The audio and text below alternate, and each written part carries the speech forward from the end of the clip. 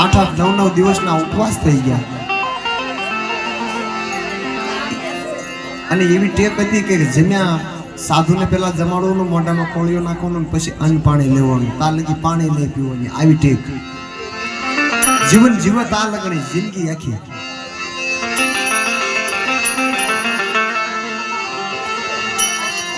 માં ચંગાવતી કહેશે કે શેઠ બહાર જાવ ને, ક્યાંક જઈ જોવો ને, કે સાધુ મળે તો લઈ આવો ને. શેઠ સગાણસા બહાર જાય અને આખા બિલખાના પાદરમાં જોયું, પણ ભગવાનને ખબર પડી ગઈ કે આ ટાણે મારે જવું જોઈશે. હા, ખૂણામાં બેઠા બેઠા કહટાય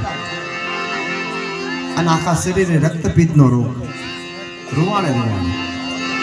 હાલી એકની સાલી એકની એવું રૂપ લીધું.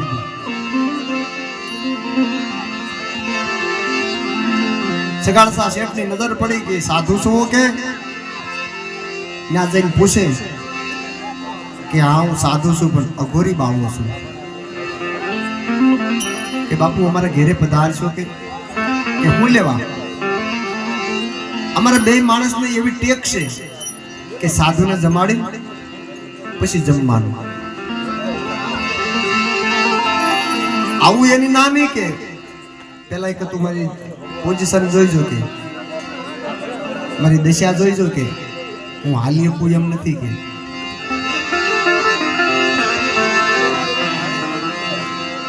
તું ઘેરે જા, મોટો જબરો હુંડલો લઈ આવ, કે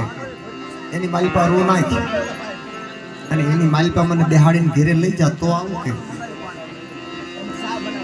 કેવા પ્રમાણે માં ચંગાવતી આગળ શેઠ સગાળસા આવીને પૂછે કે સાધુ તો મળ્યા છે પણ થોડા કષ્ટ વાળા છે, કે દુઃખ વાળા છે, કે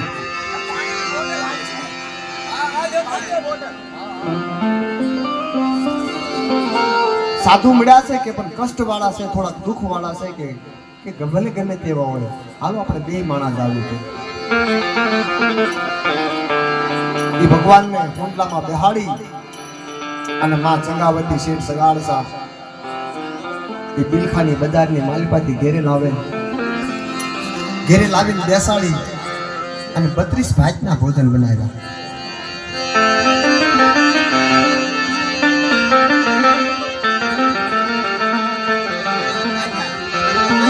32 ભાતના ભોજન બનાવ્યા. કે લ્યો બાવાજી કે જમી લો.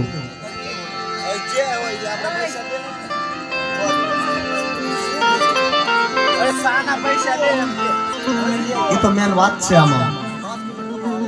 કે લાખો રૂપિયાનો ખર્ચો કર્યો પણ હેઠે વેરાય ને કાંઈ કામનું નહીં.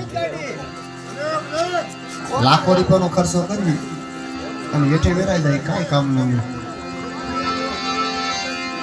અમારે તો આ કાયમનું છે, પાછું બોલવાનું, ગાવાનું, ગામનું ગામ જોવાનું બધે હોય. આવું ક્યાંક મળી જાય અને ક્યાંક સહાને કરી લેવું પડે. આપણે કલાક રહેવું, ખોટું આંખે ખાવું,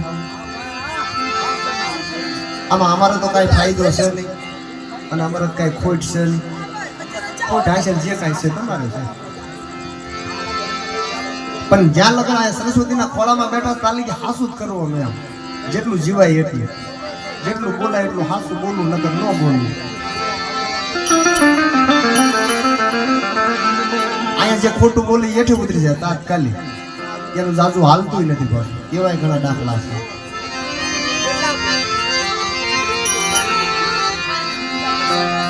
એ 32 ભાતના ભોજન આપ્યા આગળ અને ખીજાણા,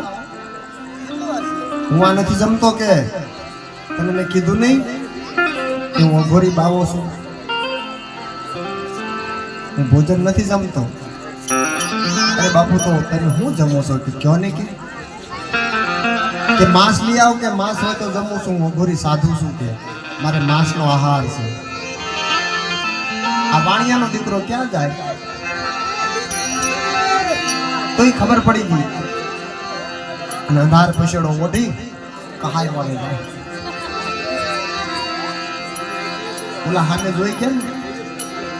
એ તરત પામી ગયા કે આ વાણિયાનો દીકરો અહીંયા આવ્યો, કે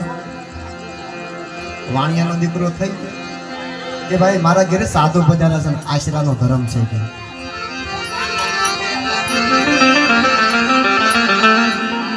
પર માટે ભેગી લીધી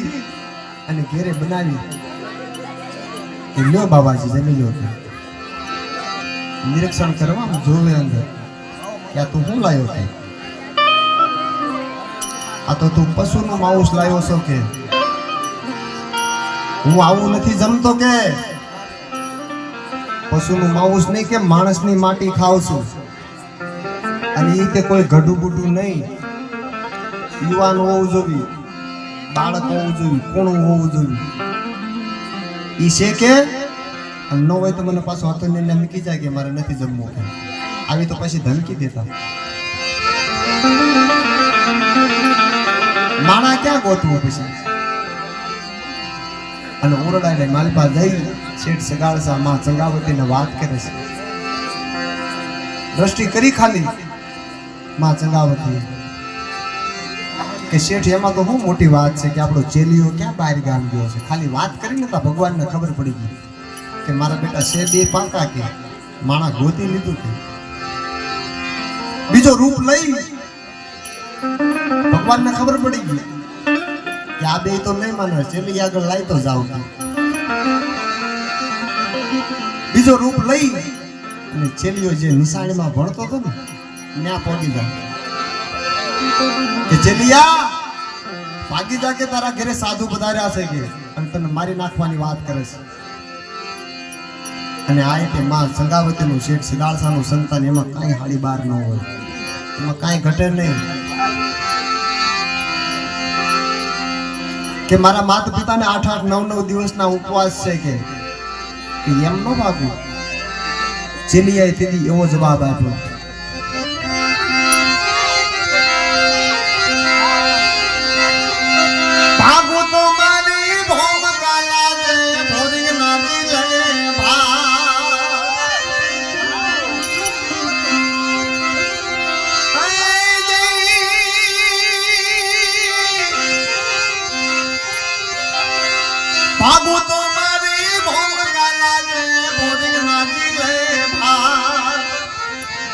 मेरू सरीखा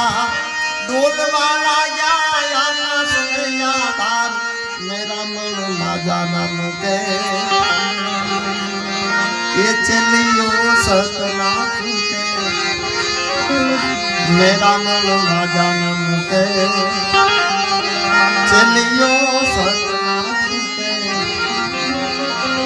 के भागो तो मारी भूमिका लाजे भोरिंग ना जिले भार मेरू सरीखा डोलवा लाग्या आकाश ने आधार. जो मेरा मन माजा मुके ने तो હું ચેલીઓ સત્યને મૂકું કે હું સત્યને ન મૂકું બાપ કે.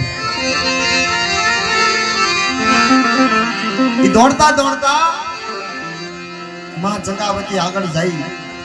કે માં કાઈ દુઃખ છે કે કાઈ કષ્ટ છે કે બેટા આપણા ઘરે સાધુ પધાર્યા છે કે મને ખબર છે માં માણસની માટી ખાય છે. અને ચેલીએ હામેથી કીધું કે મારી હું ક્યારે કાયમ આવીશ કે. અને માં ચંગાવતીએ કટાર લઈ મસ્તક ઉતારી અને એમાંથી કૂણું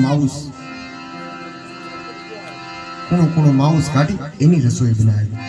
પોતાના દીકરાને.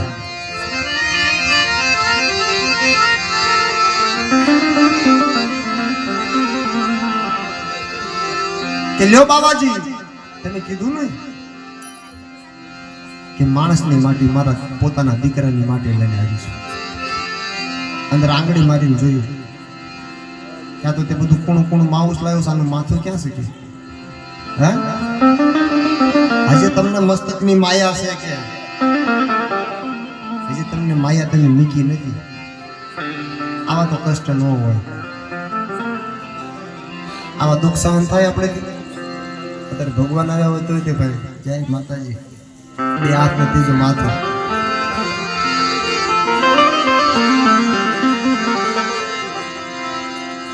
એ સિક્કે ચડાયું છે, મસ્તક હેઠે ઉતારો અને બે માણા નવા વસ્ત્ર પહેરો, ખાંડણીયાની માલપા નાખો અને હાલેડા ગાઓ. જો આંખમાંથી આંહુડા પડશે ને તો જમીશ નહીં કે જેને આ વિનાનો વયો જાય છે અને ફતેહપુર મોદડા બાપા લખે છે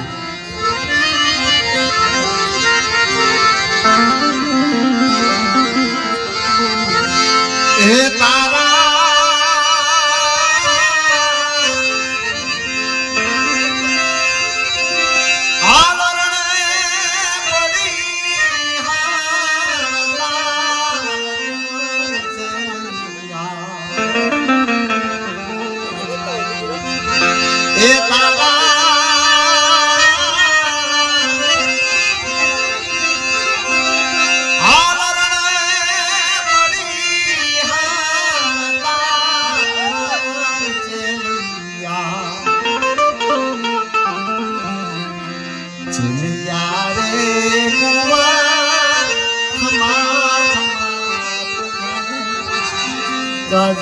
ખમા એ વાલા ખમા ખમા તુને ખમા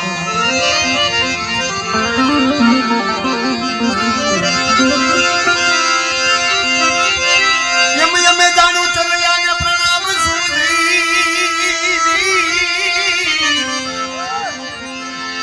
એની જાડેરી જોડીશું જા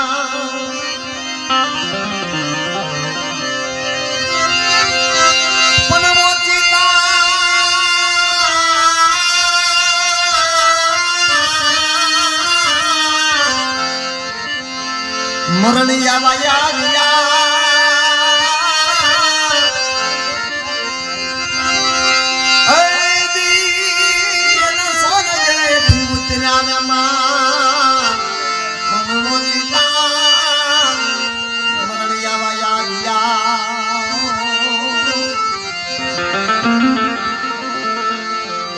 એના સ્વર્ગેથી ઉતર્યા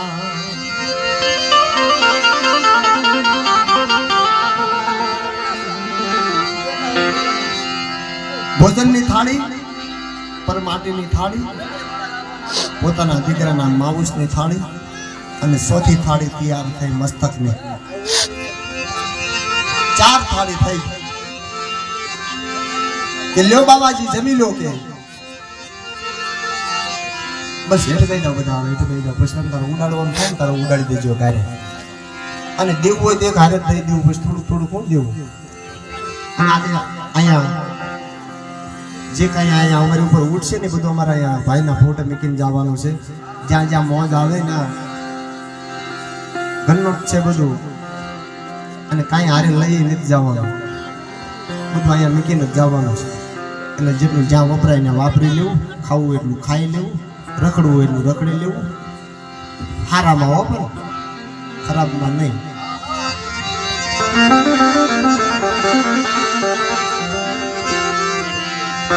ચાર થાળી તૈયાર થઈ ચોથી થાળી મસ્તકની આગળ મૂકી કે લ્યો બાબાજી જમી લો કે મારા દીકરાના મસ્તકની થાળી લાગે છે કે કાંઈ વાંધો નહીં હવે કોઈ બીજું બાળક છે કે છેલ્લી કસોટીઓ બાબાભાઈ છેલ્લી કસોટી કે ના અમારે બીજું બાળક નથી કે એકનો એક દીકરો હતો ને તમને આગળ પીરસી દીધો છે ભગવાને હું કીધું કે હું ક્યાં વાંચ્યાના ઘરનું જમું છું કે ક્યાંથી બીજું બાળક ગોતું પછી શેઠ મુંજાણા અને હારી ગયા થાકી ગયા કેટલુંક સહન થાય પછી એક મિલકત બીજું તૈયાર થઈ જાય એવા દુઃખ કેટલાક સહન કરવા પછી જ્યાં જ્યાં પુરુષ થાકી જાય છે ને હજુ બોવા જ્યાં જ્યાં પુરુષ થાકી જાય છે ને ત્યાં જગદંબા આગળ થાય છે આપણો વિચાર જ્યાંથી પૂરો થાય ને ત્યાંથી એનો વિચાર ચાલુ થાય માં ચંગાવતી આગળ જઈને કહે છે સગાળસા શેઠ કે હવે તો બાબાજી એમ કહે છે કે હું વાંજ્યાના ઘરનો નથી જમતો પછી માએ ભેટાએ વાળી છેલ્લે એનું જે મસ્તક જડાર્યું હતું ને મસ્તક ઉતાર્યું હતું લોહીથી તરબોળો બેટાએ વાળી રણચંડીનું રૂપ લઈ અને શેઠને કીધું હવે તમે હટી જાઓ કે આજે બાવો નહીં કાં તો હું નહીં કે અને આગળ પગી જાય પછી કે તમે હું બોલો હું કયો છો કે હું વાંજાના ઘરનું નથી જમતો વાંજા નો બોલતા હો પરિવાર વાંજા નો બોલતા કે આજ મારો બાપ બની જા અને આ વાત મારા બાપ ને મારી માં હોય મારી બેન હોય એને કરું પણ છતાંય તે આજ કીધું છે ને કે આજ મારો બાપ બની જા કે મારા પેટે 5 મહિના છે અને જીવ પરસરી ગયો છે અને ઈ કહી દઉં દીકરો જ છે દીકરી નહીં આજ મારો બાપ બની જા એટલું કહેતા કટાર ખાલી લાંબી કરે છે ને આ ભગવાને 2 હાથ પકડીને ચંદ્રભૂ દર્શન આપ્યા બસ માં બસ કે આવી કસોટી હવે મૃત્યુ લોકના માનવીની ન કરતો ભગવાનને કહેશે માં ચંગાવતી કે આગળ એવો કળજુગ આવે છે કે આવી જો કસોટી કરીશ ને તો તને કોઈ યાદ કરશે નહીં તને કોઈ ભજશે નહીં માનશે નહીં તેથી ભગવાને ખાલી કીધું કે હું એમની કસોટી તો નહીં કરું જાઉં કે પણ મૃત્યુ લોકના માનવીને એટલું કહી દેજો કે મને ખાલી 2 ટાઈમ યાદ રાખે પેલા હજારો વર્ષો તપ કરવા પડતા અને આ તો તરફ બહુ બલહારી છે કે ભજન ગાવા દેશે ડાકલા વગાડવા દેશે પેલા તો જીવતા સાંભળી ઉતારતા ડાકલાની દાંડી પડે ત્યાંમાં વાજા પેટી ભાળી જાય જીવતા સાંભળી ઉતારે ભગવાનનું નામ ન લેવાય ખાલી એમ કે ભક્તિ કરશે તો એની કાંઈક તમારે પરીક્ષા દેવી પડે એનું કાંઈક બોર્ડ દેવું પડે આપણી ભાષામાં હા તું હાસી ભક્તિ કરો છો ખોટી કરો છો અત્યારે સારું છે આપણે એટલે એમને પેલા માંગી લીધું ને એટલે ગાયના શિંગડા માથે રાયનો દાણો ટકે ને એટલું ખાલી મન સ્થિર રાખ્યું ને તો એ બધું હામું જ છે બોલે એ બીજો નહીં પરમેશ્વર પોતે અજ્ઞાની જીવ આંધળો અળગો રહીને પોતે આપણી અંદર જ બેઠો છે કે બહાર ગોતવા જવાની જરૂર જ નથી 4 ધામની જાત્રા કરવા જવાની જરૂર નથી ઘેરે જ છે બધું ના 4 ફેરા ફરી લો ને એની ફરતા એટલે બધું આવી જાય 68 તીરથ કરવા જવાની જરૂર નથી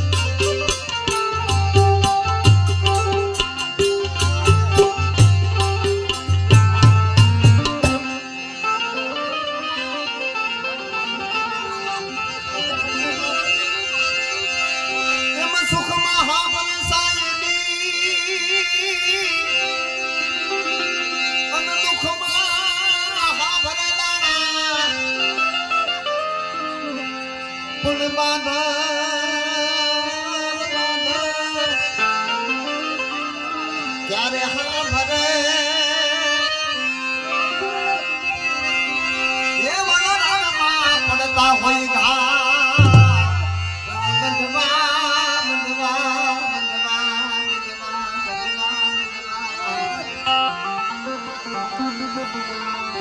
ક્યારે હા ભરે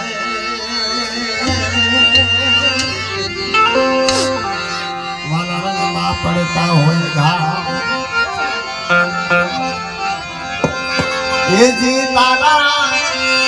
નિશાળિયા ને તારી વાત કુંવર ચેલિયા રે